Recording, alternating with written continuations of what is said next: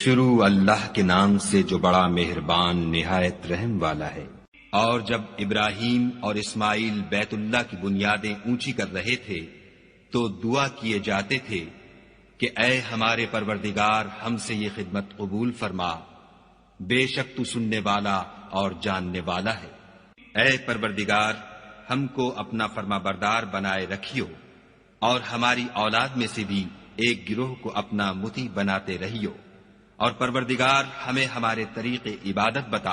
اور ہمارے حال پر رحم کے ساتھ توجہ فرما،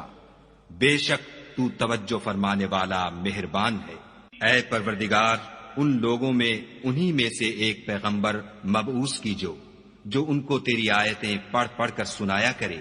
اور کتاب اور دانائی سکھایا کرے اور ان کے دلوں کو پاک صاف کیا کرے، بے شک تو غالب اور صاحب حکمت ہے۔